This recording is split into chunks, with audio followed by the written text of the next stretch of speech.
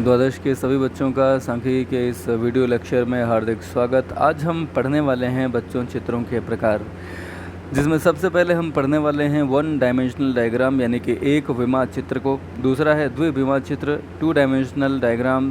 त्रिविमा चित्र, three dimensional programme. इसके अलावा मानचित्र लेखा चार्ट आता है, कार्टोग्राम जिसे बोलते हैं, या मैप डायग्राम। चित्र डायग्राम जिसे पिक्टोग्राम कहा जाता है। पाई आलेखन, पाई डायग्राम। तो हम यहाँ पे सबसे पहले पढ़ेंगे एक विमा चित्र, वन डायमेंशनल डायग्राम। देखिए, जब पदमाला विच्छिन्न होती है और केवल एक गुण की तुलना करनी होती है तो एक विमा चित्रों की रचना की जाती है। इस प्रकार के चित्रों में केवल चित्रों की लंबाई को ही महत्व दिया जाता है। उसकी मोटाई एक जैसी होती है सामान्यतया, वो भी सिर्फ इसलिए कि वो थोड़ा सा ठीक ठाक लगे, अदरवाइज़ मोटाई की आवश्यकता नहीं है। क्योंकि ये बार डायग्राम है तो थोड़ी सी मोटाई तो उसकी होगी, नहीं तो फिर लाइन हो जाएगी खाली अगर हम सिंगल रखें उसे, तो थोड़ा सा तो होगी मोटाई, लेकिन वो मोटाई जनरली एक जैसी होती है। मोटाई किसी भी आंकड़े को प्रदर्शित नहीं करती है, वो कम ज़्यादा नहीं होती है। हाँ, जो उसकी ऊंचाई होती है वह केवल प्रदर्शित करती है चीज़ों को। तो इन दंड चित्रों में एक्स अक्ष और वाई अथवा वाई अक्ष पर उसकी लंबाई के अनुसार आरोही या अवरोही क्रम में इसे प्रदर्शित किया जाता है। इन दंड चित्रों की चौड़ाई प्रायः कम रखी जाती है। चित्र के दाईं ओर चित्र का पैमाना लिख देते हैं। इस प्रकार के चित्रों का निरूपण तब करते हैं जबकि महत्तम तथा न्यूनतम परिणामों में अधिक अंतर नहीं होता है। तो हम जानें कि एक विमा चित्र जो है इसके कितने प्रकार हैं। तो इसके दो प्रकार हैं। एक तो इसमें आता है रेखा चित्र और दूसरा आता है स्तंभ चित्र यानी कि बार डायग्राम। रेखा चित्र को लाइन डायग्राम बोलते हैं और दंड चित्र में वही छोटी लाइनों के चित्र बने होते हैं जिन्हें हम बार डायग्राम बोलते हैं। तो मेरी बात को ध्यान से सुनेगा और थोड़ा सा साथ साथ चलने की कोशिश करेंगे। सबसे पहले हम जानते हैं रेखा चित्र। देखिए, रेखा चित्र जो है, रेखाओं की रचना विभिन्न पदों के मूल्यों के अनुसार होती है। लंबाई से पदों का तुलनात्मक अध्ययन कर लिया जाता है। इन रेखाओं में सिर्फ लंबाई ही होती है, मोटाई नहीं होती। इन दो रेखाओं के बीच का अंतर समान होना चाहिए। ये रेखाएं ऊर्ध्वाधर, वर्टिकल, क्षैतिज किसी भी तरह की बनाई जा सकती हैं। चित्र का पैमाना उसमें अवश्य दिया जाता है। जैसे उदाहरण नंबर 1 है, यहाँ पे कहा गया कि समंकों को रेखा चित्र द्वारा प्रदर्शित कीजिए। तो यहाँ मनुष्य हैं जिनके नाम ABCDEFGHIJ हैं।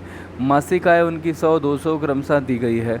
पैमाना रखा गया है 1 सेंटीमीटर बराबर 50 रुपये।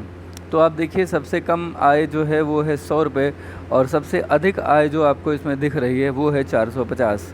तो हमने ये जाना कि अगर हम 100-100 करके लें तो हमें 5 ही कॉलम बनेंगे। जनरली हम कोशिश करते हैं कि नीचे से ऊपर, ये जो हमारा बार डायग्राम हम बनाते हैं इसमें नीचे से ऊपर जो है हमारी कोशिश ये रहती है कि ये लगभग 8-10 जो है हमें सेंटीमीटर यानी 8-10 कॉलम हम इसमें लें। और इस साइड में हमारी कोशिश होती है कि हम 5-6 लें। जनरली इनका अनुपात 3:2 का होता है, लेकिन ये कोई अनिवार्यता नहीं है। नीचे आप ज़्यादा भी ले सकते हैं, ऊपर कम भी ले सकते हैं। अगर बहुत कम ले लेंगे तो जैसे ये अगर इस तरह से बनाओ तो देखने में अच्छा नहीं लगता। इसका जो सही शेप है वो एल शेप ही अच्छा माना जाता है। ऐसे समझ गए ना। तो फ़िलहाल आपने इसमें क्या किया है, आपने इसमें फ़िलहाल नीचे मनुष्य ले लिए हैं ABCD। आप देखिए, इनकी जो मोटाई थोड़ी दिख भी रही है आपको, ये कोई मोटाई नहीं है, ये किसी भी पैमाने का आधार नहीं। इन सब की देखिए मोटाई एक जैसी है और इनके बीच की जो डिस्टेंस है वह भी एक जैसी है। तो इसमें डिस्टेंस का और इसकी मोटाई का कोई बहुत महत्व नहीं है। यहाँ महत्व केवल और केवल ऊंचाई का है। ठीक है।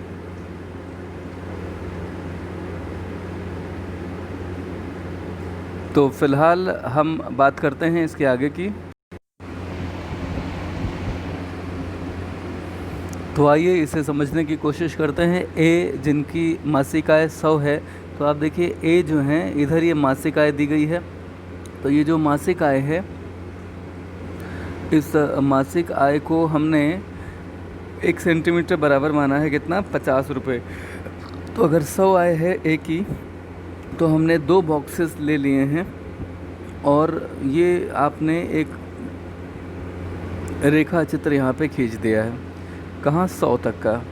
बी में 200 है तो आपने 200 के सामने तक ये खींच दिया है।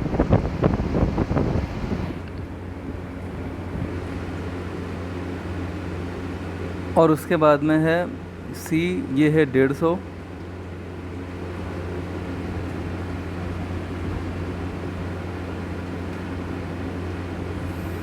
और इसी तरह से आपने जो भी इनकी रिस्पेक्टिव मासिकाएँ हैं उनको आपने यहाँ पर बार डायग्राम का रूप दे दिया। जैसे जे हैं, जे की केवल 100 थी तो आप देखिए ये 100 है, जे के ऊपर केवल 100 के बराबर रखा गया है। जहाँ एफ़ है 450 थी तो एफ़ के ऊपर आप 450 तक गए हैं। तो हमने यहाँ पर 50-50 करके 500 तक ले लिया ताकि ये थोड़ा सा देखने में ठीक लगे। तो ये आपने पढ़ा है रेखा चित्र। रेखा चित्र की खासियत क्या है, इनकी मोटाई बहुत ज़्यादा नहीं होगी और इनके बीच में एक निश्चित दूरी होगी, मोटाई से दूरी ज़्यादा होगी। जैसे इनकी जितनी मोटाई है उससे थोड़ी सी ज़्यादा ही बीच में इनके डिस्टेंस है। अब बात आती है बार डायग्राम की या स्तंभ अथवा दंड चित्र की। तो स्तंभ आलेख को दंड चित्र भी बोलते हैं। यह सांख्यिकी आंकड़ों को प्रदर्शित करने का सबसे सरल चित्रमय प्रदर्शन है। दंड चित्र उन आंकड़ों के लिए बनाए जाते हैं जिनके वर्गीकरण का आधार आकार, स्थान, वस्तु, प्रकार, गुण, समय आदि हो। तो हम दंड चित्रों में रेखा चित्रों की अपेक्षा ज़्यादा चौड़ाई देखते हैं। फिलहाल बनाने की विधि पढ़ने की आपको बहुत ज़्यादा आवश्यकता नहीं है। हम दंड चित्र बनाने के लिए जब हम आगे बढ़ेंगे तो हमें ये जानना पड़ेगा कि दंड चित्र के कई प्रकार भी होते हैं। उसमें सबसे पहले हम पढ़ने वाले हैं सरल दंड चित्र, सिंपल बार डायग्राम। अब हम आपको ये भी बताते चलें कि सिंपल बार डायग्राम भी दो प्रकार के होते हैं। एक तो ऊर्ध्वाधर यानी कि वर्टिकल और दूसरे क्षैतिज यानी कि हॉरिजॉन्टल। तो अब हम बारी बारी से इन्हें समझने की कोशिश करेंगे। हम सबसे पहले पढ़ने वाले हैं मैं आपको एक बार रिवीजन मैं आपको कराता चलूं कि हम लोगों ने चित्र पढ़ने शुरू किए और उन चित्रों में मैंने आपको बताया कि चित्र एक विमा चित्र, द्विविमा चित्र, त्रिविमा चित्र के अलावा मानचित्र, चित्रलेख और पाई आलेखन होते हैं। एक विमा चित्र में आपने पढ़ना शुरू किया था रेखा चित्र और फिर उसके बाद में बार डायग्राम। तो मैंने आपको रेखा चित्र बताया कि उदाहरण नंबर 1 रेखा चित्र को प्रदर्शित करता है कि रेखा चित्र में नीचे जो भी वेरिएबल्स होंगे वो लिख दिए जाते हैं और ऊपर जो है यहाँ पे वाई एक्सेस पे आप पाते हैं कि जो भी दूसरा न्यूमेरिकल वेरिएबल होता है वो लिख दिया जाता है। यहाँ पर एक पैमाना माना जाता है और ये आप जो है लाइन ही माना जाता है। इनकी मोटाई बहुत कम होती है सामान्यतया। जितनी मोटाई होगी इन डायग्राम्स की, इन दंडों की हम बोलेंगे, उससे कहीं ज़्यादा या दुगनी लगभग इनके बीच की डिस्टेंस यहाँ पे आप पाएंगे। तो ये हैं बेसिकली रेखा चित्र के रूप में आपके सामने जो आपने उदाहरण नंबर 1 देखा है। फिर हमने पढ़ना शुरू किया बार डायग्राम। बार डायग्राम में हमने पाया कि इनका जो वर्गीकरण का आधार होता है वो आकार, स्थान, वस्तु, प्रकार, गुण, समय आदि का होता है। अब इनके प्रकारों की अगर बात करने पे हम आ जाएं तो सबसे पहले हमने पढ़ना शुरू किया था बार डायग्राम में सरल दंड चित्र की यानी कि सिंपल बार डायग्राम। और उसके बारे में भी हमें ये पता चला कि इसके दो प्रकार होते हैं, एक तो ऊर्ध्वाधर और दूसरा क्षैतिज दंड यानी कि वर्टिकल हॉरिजॉन्टल बार। ओके, तो सबसे पहले हम जानते हैं कि ऊर्ध्वाधर क्या होता है। दरअसल यह दंड सीधे बनाए जाते हैं, खड़े बनाए जाते हैं, और जो क्षैतिज होते हैं यह पड़े बनाए जाते हैं। तो हम जानते हैं उदाहरण नंबर 2 से कहा गया है कि निम्न शहरों में छोटे छोटे बच्चों का जन्म प्रति सप्ताह निम्न है और इसको उदग्र दंड चित्र द्वारा दिखाइए। उदग्र का मतलब खड़े। तो आप देखिए जैसे उदाहरण नंबर 1 आपने पढ़ा था, वहाँ पर आपने रेखा चित्र बनाया था। यहाँ पर आपको जो बनाना है वो क्या है, दंड चित्र बनाना है, बार डायग्राम बनाना है, और वो भी कैसा, खड़ा यानी कि वर्टिकल। तो आपने क्या करा है, यहाँ पे मुंबई, कानपुर ऐसे करके ले लिया है और इसके बाद में आपने इनको बनाना शुरू किया है। इनकी मोटाई रेखा चित्र के मुकाबले आप देख सकते हैं थोड़ी ज़्यादा है। बाकी इधर वही है जो न्यूमेरिकल होते हैं, वाई एक्सिस पे आप जनरली संख्यात्मक जो वेरिएबल है उसे लेते हैं, और यहाँ पर आपने स्थान ले लिए हैं। ये स्थान के आधार पर बनाया जाने वाला दरअसल बार डायग्राम है। आप देख सकते हैं कि इनके ये जो आयत बने हुए हैं, ये जो रेक्टेंगल बने हुए हैं, इनके बीच में एक दूरी है। रेखा चित्र में और सिंपल बार डायग्राम में डिफरेंस क्या है कि उनकी मोटाई कम होती है और उनके बीच की डिस्टेंस ज़्यादा होती है। इनकी खासियत ये है कि इनकी मोटाई ज़्यादा है और उनके बीच की डिस्टेंस कम है, बस ये एक अंतर है, बाकी सब लगभग वही है। आपने नीचे नाम ले लिए हैं शहरों के, और रेस्पेक्टिव जो इनकी अमाउंट है, जैसे नागपुर में ये 250 था तो 100 आपने 1 सेंटीमीटर माना था, तो पहला और दूसरा और आधा खाना लेकर के आपने यहाँ पर ये पहला रेक्टेंगल बना लिया है और ये मुंबई को रिप्रेजेंट करता है। इसके बाद ये नागपुर है, नागपुर में आप देख सकते हैं कि यहाँ पर ये 300 है, ठीक है। तो अल्टीमेटली आपने थोड़ी सी जगह छोड़ के ये 300 का बना लिया। इसी तरह से 290 लेना है तो 300 से थोड़ा सा आप देखिए इसमें थोड़ी सी कमी है हाइट में। फिर 200 है तो ये काफ़ी नीचे चला आया, 180 है और नीचे गया, 120 काफ़ी नीचे गया, लेकिन ये 400 थोड़ा बढ़ गया तो ये ऊपर चला गया। बस ये ऐसे बनते हैं। अगर इसी को आपको हॉरिजॉन्टली बनाना हो तो आप ABCD 4 मनुष्यों की मासिक आय आपको दी गई है, आपको क्षैतिज यानी हॉरिजॉन्टल बनाना है। तो आपने मनुष्य जो आप नीचे ले रहे थे ऊपर वाले में, वो आपने इधर ले लिए हैं मनुष्य, और नीचे मासिक आय ले ली है। अब इसमें आपको बस वही सेंटीमीटर ले लेना है। 1 सेंटीमीटर बराबर 100, वैसे इन्होंने ज़्यादा लिया है, 1 सेंटीमीटर बराबर 50 लिया है, तो कोई दिक्कत नहीं है। आप चाहें तो 50, 100 ऐसे करके बीच में 250 ऐसे लिख सकते हैं, 350 1 सेंटीमीटर की डिस्टेंस पे।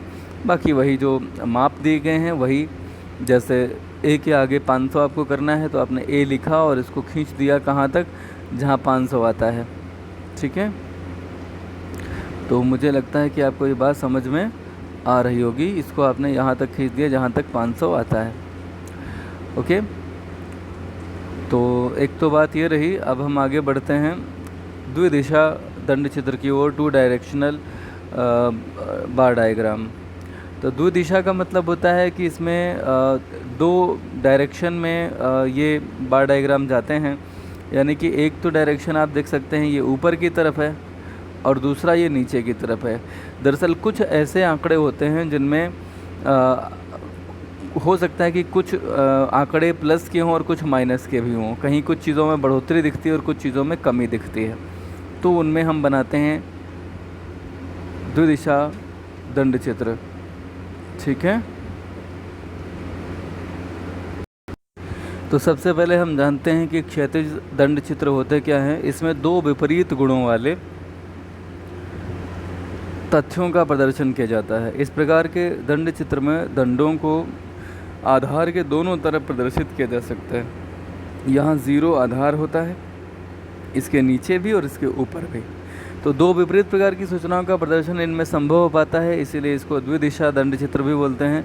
उदाहरण नंबर 4 में आपसे कहा भी गया है कि द्विदिशा दंड चित्र के अनुसार निम्न की सन 1982 में उत्पत्ति दिखाइए। तो देखिए, टेक्सटाइल की उत्पत्ति में वृद्धि 80% हुई है, इस्पात की उत्पत्ति में वृद्धि हुई है 70%, लेकिन चीनी की उत्पत्ति में कमी हुई है 40%। अब आपको इसे अगर दर्शाना है तो आप इसे ऐसे कर लीजिए कि टेक्सटाइल में वृद्धि हुई है 80%, तो आपने नीचे से 1 सेंटीमीटर 20 माना है, 40, 60, 80, और आपने पहला जो टेक्सटाइल का डायग्राम है ये ऊपर जो इसका बार है ये ऊपर की तरफ खींच दिया है। इसके बाद में इस्पात बना लिया है। इस्पात 70% है, तो 60 और 80 के बीच में यहाँ पे कहीं डिस्टेंस इसकी थी, तो ये आपने बना लिया। उसके बाद में चीनी में कमी आई है, तो नीचे आप 20, 40 तक चले गए, 60 भी लिख लिया, ज़रूरी नहीं कि लिखा जाए। जैसे ऊपर आप यहाँ 100 भी लिख सकते हैं, लेकिन नहीं लिखा तो यहाँ भी आप 40 भी लिख लेंगे तो चलेगा। और चीनी जो है वो 40% की कमी है, तो यह 40 तक खींच दिया गया। देखिए 40 इसके सामने आता है। तो बस ये आपका प्रतिशत कमी है और ये प्रतिशत वृद्धि है, हो गया। अब इसमें एक और आता है, आपने अभी क्या पढ़ना शुरू किया है? आपने पढ़ना शुरू किया है दरअसल सरल दंड चित्र। सरल दंड चित्र के बाद द्विदिशा दंड चित्र पढ़ लिया, फिर आपने अंतर विभक्त यानी कि सब डिवाइडेड बार डायग्राम पढ़ना है। अब ये सब डिवाइडेड बार डायग्राम क्या होता है कि जो बार डायग्राम बनेगा वो बेसिकली क्या होगा, सब डिवाइडेड होगा, यानी कि आपस में ही बटा हुआ होगा। सुन लीजिए ज़रा, इस प्रकार के दंड चित्र उस सामग्री से बनाते हैं जिसमें एक ही पद के लिए आंकड़े दिए गए हों। इनमें प्रत्येक पद को आंकड़ों के अंतर्गत अंतर्विभक्त कर लिया जाता है। इस प्रकार के दंड चित्र उस सामग्री से बनाते हैं लिखा है, बनते हैं कर लीजिए, जिसमें एक ही पद के लिए आंकड़े दिए गए हों। इसमें प्रत्येक पद को आंकड़ों के अंतर्गत अंतर्विभक्त कर लिया जाता है। इनके द्वारा राशियों की तुलना के साथ उनके विभिन्न अंशों की तुलना भी हो जाती है। विभिन्न अंशों को रंगों के द्वारा प्रदर्शित कर देते हैं। बात जो बताई है उसको उदाहरण से बेहतर समझा जा सकता है। उदाहरण में कहा यह गया है कि जो है उत्तर प्रदेश के 2 ज़िले हैं, उनकी उपज किसी वर्ष की दी गई है। अंतर विभक्त दंड चित्र के द्वारा आपको उनकी तुलना करनी है। तो जो प्रदेश है उत्तर प्रदेश, उसका एक ज़िला है आगरा और दूसरा है रायबरेली। तो गेहूँ, चना, अरहर और धान, इनकी जो उपज दी गई है वो आगरे में 20, 15, 10 और 10 है, और इसी तरह से ये रायबरेली में 15, 10, 5 और 5 है। तो अगर आप इनको जोड़ लें आगरा का, तो ये कितना आएगा, ज़रा जोड़ के देखिए और बताइए। अगर आप आगरा का जोड़ें तो ये कितना आएगा, 20, 15, 10 और ये सब मिला करके हो गया कितना, 20, 15 हो गया 35, 10, 45, 55 हो गया। और इसका अगर आप जोड़ते हैं तो 15, 10, 25 और 5, 30 हुआ। अब आप देखिए, आपने यहाँ पर 5-5 के अंतराल ले लिए। 1 सेंटीमीटर बराबर इधर क्या है, 1 सेंटीमीटर बराबर आपने कितना लिया है, 5। ठीक है, ये 5000 टन हैं बेसिकली 1 सेंटीमीटर बराबर। तो आपने 5, 10, 15 ये सब हज़ार टन में यहाँ पे वैल्यूज़ दी गई हैं। जिला अच्छा, जैसे इसमें आपने देखा कि गेहूँ 20 है, तो आपने सबसे पहले तो 55 जान लिया ना। इसका टोटल कितना हो गया, इसका टोटल हो गया 55। तो आपने यहाँ से आगरे का पूरा 55 तक का खींच लिया ऊपर। कोई समस्या? उसके बाद में रायबरेली का आपने जाना था कि ये 30 है, तो आपने थोड़ी सी जगह छोड़ी, जितना ये है उससे थोड़ी ज़्यादा जगह है ये, और इतनी जगह छोड़ के आपने जो है 30, 15, 10 आपका होता है 25, 5, 30, 5 ये 35 है। तो 35 तक आप चले गए ऊपर और आपने ये खींच लिए। पहले तो ये खींच लिए, फिर आपने देखा कि गेहूँ इसमें कितना है, 20 है। तो अब देखिए ऊपर जो है आपने क्या करा है, यहाँ पे संकेत लिख लिए। जो ब्लैक है पूरा वो गेहूँ है। फिर चने के लिए आपने ये खड़ी लाइनें डाल ली हैं, अरहर के लिए आपने ये बॉक्सेस बना लिए हैं, और धान के लिए बिल्कुल ब्लैंक छोड़ रखा है। तो आपने क्या करा कि सबसे पहले ये जो 55 थे इसमें से 20, पहले 20 कहाँ तक हैं, यहाँ तक एक लाइन खींच ली पहले 20 तक, और इसको ब्लैक कर दिया पूरा। ठीक, उसके बाद में आपने चना 15 जाना था, तो अभी 20 से आप 15 अगर देखें तो 5, 5, 10 और 5, 15, तो ये 20 से 35 तक चना हो गया। चने के लिए आपने इसमें ऐसी लाइनें खींची थी खड़ी, तो आपने ये खड़ी खड़ी लाइनें इसमें डाल दी। ठीक, उसके बाद में अरहर 10 है, तो 35 से 10 ऊपर बढ़ेंगे तो 45 तक पहुंचेंगे, और फिर धान भी 10 हैं, तो ये 10 हो ही गया, ऊपर खिंचा ही है। तो इनके सबके यहाँ तो मान लिया इन्होंने कोई कलर नहीं दिखाए हैं, आप इनमें लाल, हरा, नीला, पीला करके कलर ले सकते हैं। ठीक है, बात क्लियर है? अच्छा, ऐसे ही रायबरेली का करेंगे। आप पहले 5 धान लेंगे, तो धान में ये 5 गेहूं में 15 लेंगे, तो आपने इसमें 15 ले लिया है। गेहूं में अगर आप देखें ये 15 है, 15 के सामने है। फिर नेक्स्ट 10 लिया है, तो 15, 5, 10, 25 हो जाएगा। फिर अगले 5 लिए हैं, तो 25 और 30 5 होता है, फिर ये 5 ही बचा। ठीक, मुझे लगता है कि ये बात आपको समझ में बिल्कुल आई होगी। अब इसके आगे हम बढ़ते हैं मिश्रित या संयुक्त दंड चित्र। आंकड़ों के विभिन्न गुणों का तुलनात्मक चित्रण मिश्रित दंड चित्रों के द्वारा भी प्रदर्शित किया जा सकता है। ऐसे में हम दंडों को एक दूसरे से मिश्रित करके बनाते हैं। जैसे यही उदाहरण नंबर 5 जो आपने पढ़ा था, तो गेहूँ जैसे यहाँ पर 20 है और यहाँ 15 है, तो आपने नीचे जो है क्या करा कि आपने यहाँ पर गेहूँ डाल दिया। अब पहला जो बार है ये आगरा को दिखाएगा, और दूसरा जो है रायबरेली को। रायबरेली वाला ब्लैंक छोड़ा है और इसमें लाइनें तिरछी खींच ली गई हैं। ठीक, तो अब आपने देखा कि पहला 20 है और ये दूसरा ये 15 है, तो आपने एक साथ गेहूं का खींच दिया, फिर चना का कर दिया। तो ये भी एक तरीका है दिखाने का, इसको हम संयुक्त दंड चित्र बोलते हैं। बस इतनी सी बात है। एक और आता है स्तूप चित्र। स्तूप चित्र को आपको आज नहीं कल बताएंगे, आज के वीडियोज़ में फ़िलहाल इतना ही। बहुत बहुत